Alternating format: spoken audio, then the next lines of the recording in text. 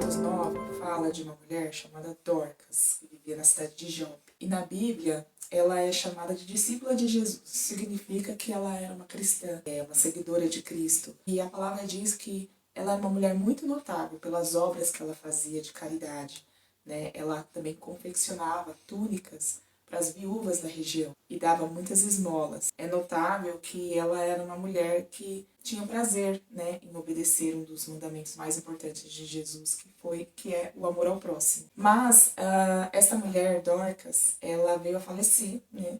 Ela morreu. Na Bíblia não especifica, né, a enfermidade que foi, nem a idade que ela tinha. Mas depois que ela morreu, né, todos os seus amigos ali, enfim, levaram ela para um quarto superior. E ali naquele quarto, né, todos os seus amigos, amigas, principalmente as viúvas, né, estavam ali ao redor do corpo dela, chorando, lamentando, e mostravam as túnicas, né, estavam com suas túnicas que ela tinha confeccionado para todas elas. Alguns seguidores de Cristo, de Jesus, foram até Pedro, porque Pedro estava numa cidade próxima. Foram até Pedro lá, chamar ele, para que ele viesse correndo, né, até o quarto onde estava o corpo de Dorcas. O que dá a entender é que eles chamam Pedro acreditando, né, que Jesus poderia operar um milagre ali, através da vida de Pedro. E quando Pedro chegou ali naquele quarto, vendo aquela cena, ele mandou todos se retirarem do quarto. E então ele se ajoelhou e orou. Orou intensamente. E depois que ele orou, ele se voltou para o corpo dela assim e falou assim: Tabita, levante-se. E na mesma hora, ela abriu os olhos, viu Pedro e se sentou. Daí ele lhe deu a mão para que ela se levantasse e ficasse de pé. E a Bíblia diz que em seguida ele a levou até os discípulos e as viúvas que estavam ali e apresentou ela viva. E esse fato ele se tornou muito conhecido ali na cidade de Jope e muitos começaram a crer em Jesus. Este milagre foi o primeiro milagre de ressuscitação que foi feito através de um apóstolo, né? Depois que os discípulos começaram a pregar ali e pregar, trazer as boas novas. Só que o que eu quero trazer para vocês aqui é que a situação ali era de morte. Nenhuma situação pode ser pior do que essa. Não havia mais ali uma solução racional.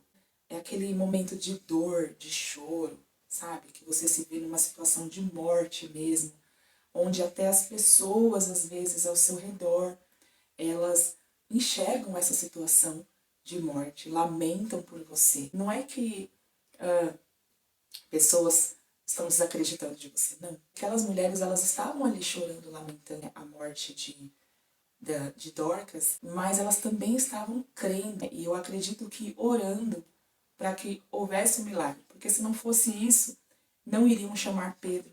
Se chamaram é porque elas ainda tinham fé de que um milagre poderia ser feito na vida daquela mulher. Isso é muito legal porque faz a gente enxergar que existem sim pessoas que ainda acreditam, que ainda oram por nós, que ainda oram pelo seu milagre, que ainda oram por você, mesmo que você esteja em situação de morte, assim, digo, espiritualmente, emocionalmente, e que você não enxerga isso. Dorcas não estava vendo ali aquela situação, não estava vendo aquelas mulheres ali lamentando, ela não estava vendo que foram chamar Pedro, porque ela estava morta, mesmo que você não acredite. Em muitas situações ainda existe uma igreja que ora por você. Mas o que Pedro fez ali quando ele chegou foi, ele tirou todo mundo do quarto, né? Mandou toda a saída do quarto. E esse momento eu acho interessante, não especifica muito o significado disso, mas existem muitas especulações, né? O que eu senti no momento é que às vezes é necessário que você se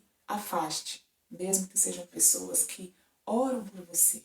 Mas muitas vezes é momento que você se afaste, que você fique só você e o Espírito Santo, para que haja uma cura, para que haja uma ressignificação, para que você se encontre, para que você saia da posição e da situação de morte. Eu vejo Pedro aqui como o Espírito Santo.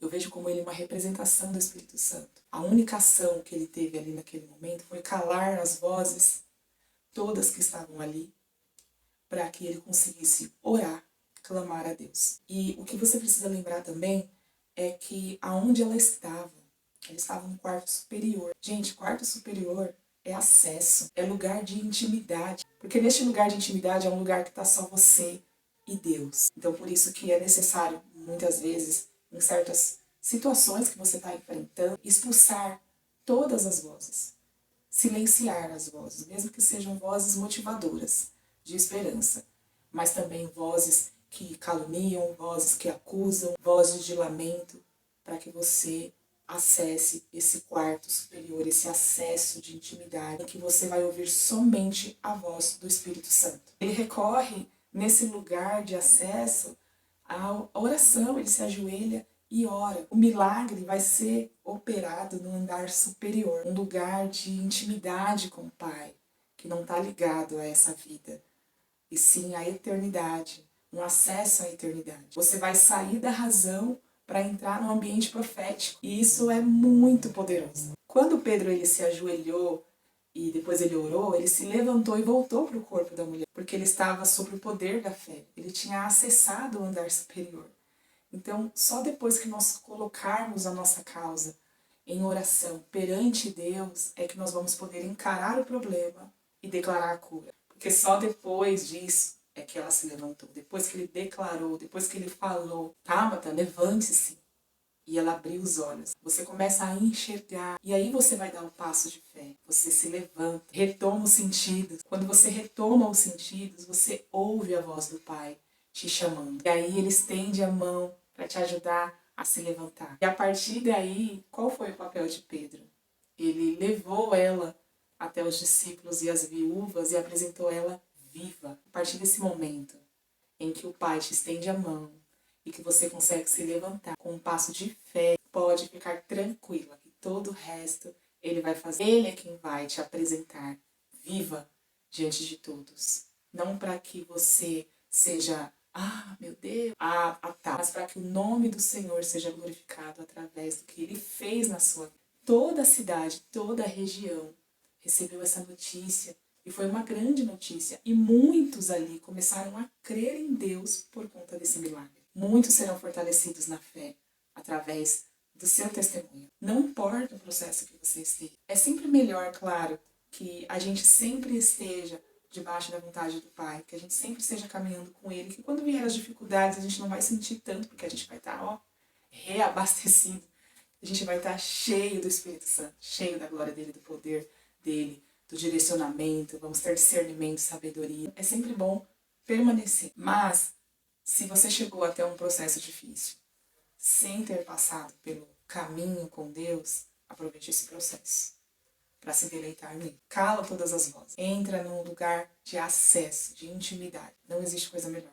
A oração tem poder. Na verdade, tudo tem a ver com o Pai. Tudo é por Ele e para Ele. Para que se cumpra o grande plano que Ele tem para todos nós. Que é a expansão do reino de Deus. Que é o Evangelho ser espalhado por todo mundo. Que é pessoas curadas, transformadas, adorando e servindo ao Pai em um único propósito. Em Provérbios 15, 24, fala assim: o caminho da vida leva o prudente para cima. Ele deixa a sepultura para trás. Creia, Dorca. E eu espero que tenha edificado a sua vida. Compartilhe com outras pessoas que também precisam ouvir. Leia esse texto de novo. Ele passa muitas mensagens assim reveladoras. Né? A palavra de Deus sempre se renova, todos os dias. Leia, releia, até que você viva a virtude dessa palavra. Um beijo, fiquem com Deus e até o próximo vídeo. Tchau!